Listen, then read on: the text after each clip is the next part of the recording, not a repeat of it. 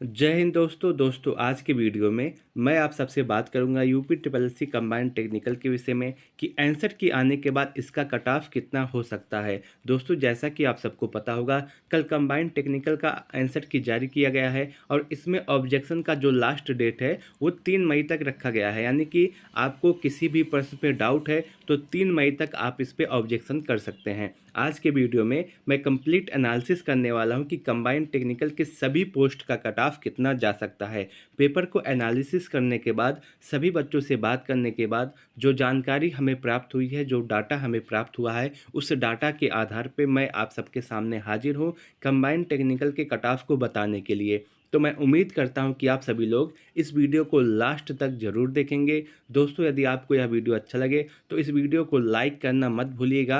अपने दोस्तों के साथ इस वीडियो को ज़रूर शेयर कीजिएगा। दोस्तों जैसा कि आप सबको पता होगा जो कंबाइंड टेक्निकल की यह वैकेंसी है बहुत ही ज़्यादा पुरानी है। उस समय जब वैकेंसी आई थी तो उसमें जो टोटल पोस्ट हैं वो 292 थे और उस समय जनरल के 176 पोस्ट थे, ओबीसी के 65, एससी के 48 और एसटी के 03 और बाद में इसमें संशोधन करके ईडब्ल्यूएस वाले बच्चों को भी शामिल किया गया था।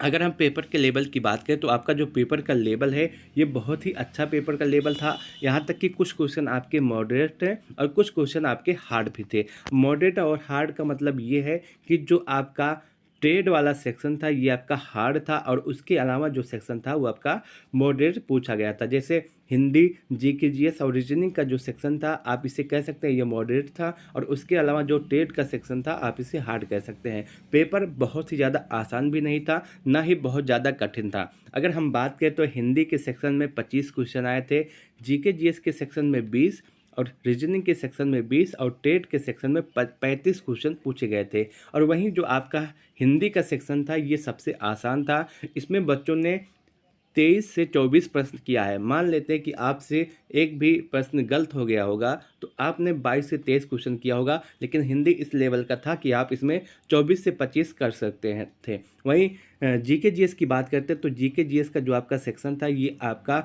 हार्ड था। आपने यहाँ पे 13 से लेकर के 15 क्वेश्चन अटेम्प्ट किए हैं तो आपका बहुत ही अच्छा स्कोर होने वाला है। वहीं रीजनिंग की बात करते हैं, रीजनिंग का सेक्शन इजी था, आप इसमें 17 से 18 क्वेश्चन कर लिए होंगे। एक दो क्वेश्चन ऐसा था तो जो थोड़ा सा कठिन आप कह सकते हैं। कठिन इसलिए था क्योंकि उस समय वो आया नहीं, बाकी वो भी बहुत ज़्यादा कठिन नहीं था। लेकिन जो ट्रेड का आपका सेक्शन था ये सबसे ज़्यादा कठिन था और इसमें बच्चों ने 35 में से ज़्यादा 22 से 25 क्वेश्चन ही कर पाए हैं। अगर ऐसे में देखें तो आपका जो स्कोर बनता है वो 74 से लेकर के 81 बनता है। अगर आपने 74 से लेकर के 81 किया है तो आप इसमें बिल्कुल सेफ़ है। हालांकि जो कट ऑफ है इसी के आसपास रहेगा, 74 से कम ही रहेगा, इससे ज़्यादा नहीं रहेगा। और किसी किसी पोस्ट के लिए जो कट ऑफ है 74 से ज़्यादा भी चला जाएगा। जैसे हवलदार का पोस्ट है उसमें जो पोस्ट है वो ज़्यादा नहीं है, सिर्फ और सिर्फ 24 है और इसमें अगर आप देखेंगे तो कट ऑफ ज़्यादा चला जाएगा। अगर हम बात करें कि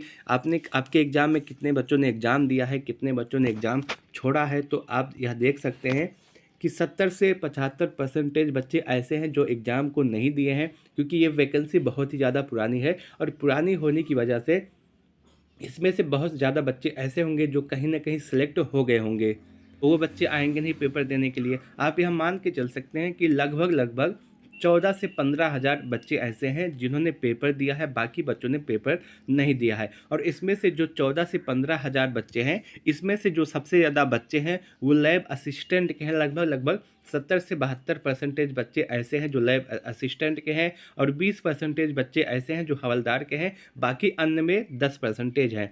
तो जो सबसे ज़्यादा कंपटीशन रहने वाला है वो लैब असिस्टेंट और हवलदार के पद पे ही रहने वाला है। बाकी जो पोस्ट है उसका कट ऑफ ज़्यादा नहीं जाने वाला है। अगर हम बात करें आपका जो डीबी होने होगा उसमें कितने गुना बच्चों को बुलाया जाएगा, तो आयोग ने एक बात स्पष्ट कर दिया है कि जो पुरानी वैकेंसी है उसमें डॉक्यूमेंट वेरिफिकेशन के लिए जो बच्चों को बुलाया जाएगा वो 5 गुना बच्चों को बुलाया जाएगा। तो आप देखेंगे जो टोटल पोस्ट है उसकी संख्या 292 है और 292 का अगर 5 गुना करते हैं तो आपका 1660 होते हैं और इस बार डीबी के लिए 1660 बच्चों के आसपास बुलाया जा सकता है, लगभग 1500 बच्चों को बुलाया जा सकता है डीबी के लिए। इससे ज़्यादा भी बुलाया जा सकता है। उन्होंने ये कहा कि 5 गुना से ज़्यादा बच्चों को बुलाया जाएगा। अब आयोग के ऊपर है कि कितने बच्चों को बुलाता है।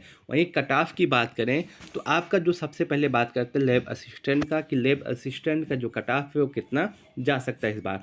तो आप यदि जनरल के स्टूडेंट हैं और आपका जो स्कोर है वो 74 प्लस माइनस 2 नंबरों के आसपास बन रहा है, तो आप इसमें बिल्कुल ही सेफ़ है। आपको ज़्यादा परेशान होने की आवश्यकता नहीं है, आपका इसमें सिलेक्शन हो जाएगा। वहीं ईडब्ल्यूएस और ओबीसी की बात करते हैं तो आपका स्कोर अगर 72 प्लस माइनस 2 है तो आपका इसमें सिलेक्शन हो जाएगा, क्योंकि आप आजकल आप देखते होंगे कि ईडब्ल्यूएस और ओबीसी का जो कट ऑफ है लगभग सेम ही जाता है। किसी किसी पोस्ट में ईडब्ल्यूएस का ज़्यादा चला जाता है, किसी किसी पोस्ट में ओबीसी का ज़्यादा चला जाता है।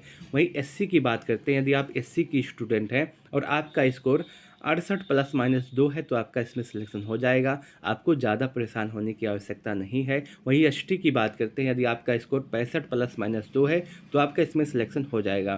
फीमेल की बात करते हैं, यदि आप फीमेल हैं और आपका स्कोर 72 प्लस माइनस 2 है तो आपका इसमें सिलेक्शन हो जाएगा। आपका मेरे हिसाब से जो लैब असिस्टेंट का, लैब सहायक का जो कट ऑफ है वह इसी के आसपास जाने वाला है। हो सकता है आपके हिसाब से कट ऑफ थोड़ा सा ज़्यादा चला जाए, हो सकता है आपके हिसाब से कट ऑफ थोड़ा सा कम चला जाए, लेकिन मेरे हिसाब से जब भी जो सभी बच्चों से बात किया है, जो पेपर को एनालिसिस किया है, उसके हिसाब से जो कट ऑफ है वो इसी के आसपास रहने वाला है, क्योंकि पेपर देने वाले बच्चों की संख्या भी बहुत ही ज़्यादा कम है। बहुत बच्चे ऐसे हैं जो पेपर नहीं दिए हैं और उसके साथ साथ बहुत बच्चे ऐसे हैं जिनका सिलेक्शन कहीं ना कहीं हो गया है। तो आप देखेंगे कि जो लैब सहायक का कट ऑफ है वो इसी के आसपास जा सकता है, इससे ज़्यादा तो नहीं जाने वाला, इससे कम ही रहने वाला है। अगर आपका स्कोर इसके आसपास है तो आप मान के चल सकते हैं कि आप इसमें बिल्कुल ही सेफ रहने वाले हैं। वही हवलदार की पोस्ट की बात करते हो तो हवलदार का जो कट ऑफ इस बार थोड़ा सा ज़्यादा जा सकता है, क्योंकि इसमें जो बच्चों की संख्या लगभग 2000 से ज़्यादा है और जो पोस्ट हैं वो सिर्फ और सिर्फ 24 हैं। तो आप देखेंगे कि इतने ज़्यादा बच्चे हैं और इतने कम पोस्ट है, तो हो सकता है कट ऑफ आपका ज़्यादा चला जाए। अगर हम बात करें जनरल और ईडब्ल्यूएस की, तो अगर आप जनरल या ईडब्ल्यूएस के स्टूडेंट हैं और आपका स्कोर 75 से लेकर के 78 के आसपास है तो आप इसमें बिल्कुल ही सेफ रह सकते हैं, अगर आपका नंबर इतने के आसपास, क्योंकि अभी इसमें फिजिकल भी होने वाला है और उसके बाद आपका जो कट ऑफ है वो जा सकता है। एससी की बात करें तो यदि आप एससी हैं और आपका स्कोर 70 प्लस माइनस 2 है तो आप इसमें सेफ रहने वाले हैं। अगर आपका स्कोर इतने के आसपास है तो आपको ज़्यादा परेशान होने की आवश्यकता नहीं है, आप इसमें सेफ हैं। वहीं फीमेल की बात करते हैं, यदि आप फीमेल हैं और आपका स्कोर 75 प्लस माइनस 3 नंबरों के आसपास है तो आपका इसमें सिलेक्शन हो जाएगा, आपको ज़्यादा परेशान होने की आवश्यकता नहीं पड़ेगी। मेरे हिसाब से जो हवलदार का कट ऑफ है इसी के आसपास जा सकता है।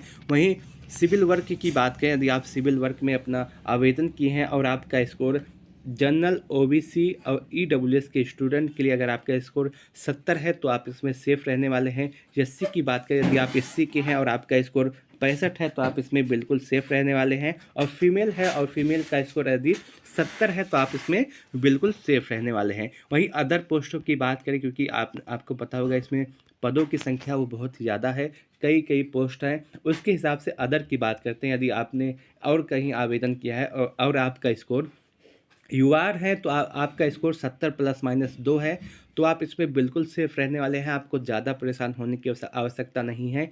ईडब्ल्यूएस और ओबीसी का जो कट ऑफ है वो 68 प्लस माइनस 2 के आसपास जा सकता है। यदि आपका स्कोर इतने नंबरों के आसपास है तो आप बिल्कुल सेफ रहने वाले हैं। एससी की बात करते हैं, यदि आप एससी हैं और आपका स्कोर 65 प्लस माइनस 2 है अदर पोस्टों के लिए तो आप इसमें सेफ़ हैं। वहीं एसटी की बात करते हैं, यदि आप एसटी हैं और आपका स्कोर 60 प्लस माइनस 2 है तो आप बिल्कुल सेफ़ है। दोस्तों मेरे हिसाब से जो आपका कट ऑफ है उसी के आसपास जा सकता है। बहुत ज़्यादा एनालिसिस करने के बाद, बहुत सारे बच्चों से बात करने के बाद जो डाटा हमें प्राप्त हुआ है, जो जानकारी हमें प्राप्त हुई है, उसी के आधार पर मैं आप सबके सामने इस कट ऑफ के वीडियो को लाया हूँ।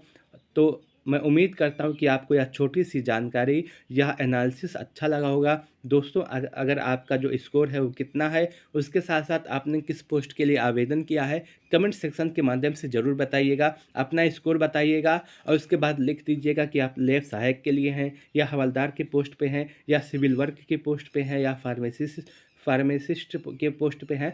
कमेंट सेक्शन के माध्यम से ज़रूर बताइएगा। अपना स्कोर और अपना पोस्ट दोनों मेंशन कर दीजिएगा। और मेरे हिसाब से जो आपका कट ऑफ है वो इसी के आसपास जा सकता है, क्योंकि मैंने बहुत ज़्यादा एनालिसिस किया है, बहुत सारे बच्चों से बात किया है और उनके बाद जो कट ऑफ आपका निकल के आया है वो इसी के आसपास निकल के आया है। और मैं यह नहीं कहता हूँ कि बहुत सारे बच्चे ऐसे होंगे जो इससे भी ज़्यादा नंबर पाए होंगे और बहुत सारे बच्चे ऐसे होंगे जो इससे भी कम नंबर पाए होंगे, क्योंकि अगर ज़्यादा बच्चे पाए हैं, ज़्यादा नंबर वाले बच्चे हैं, तो जो कट ऑफ होगा वो ज़्यादा नंबर वाले बच्चों के आधार पे नहीं बनेगा। जो मैंने कट ऑफ बताया है आप सबको, मैं इस आधार पे बताया है मैंने कि इसमें जो लास्ट बच्चा सेलेक्ट होगा उसका स्कोर कितना हो सकता है। तो आप सब देखेंगे कि जो लास्ट बच्चा सिलेक्शन लेने वाला है, मैंने जो कट ऑफ बताया है उसके आधार पे बताया है। और आपका जो कट ऑफ है, आपका कट ऑफ इसी के आसपास जा सकता है, क्योंकि आपने देखा होगा मैंने आज तक जितना कट ऑफ का वीडियो बनाया है उसमें ज़्यादा से ज़्यादा वीडियो ऐसा है जो एकदम एग्जैक्ट निकला है।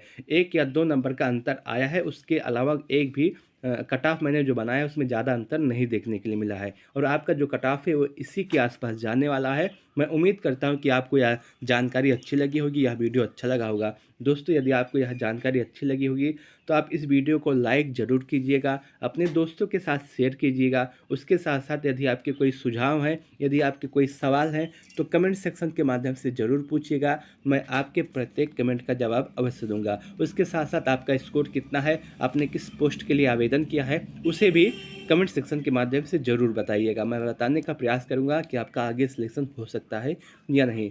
वीडियो को लास्ट तक देखने के लिए आपका बहुत बहुत धन्यवाद।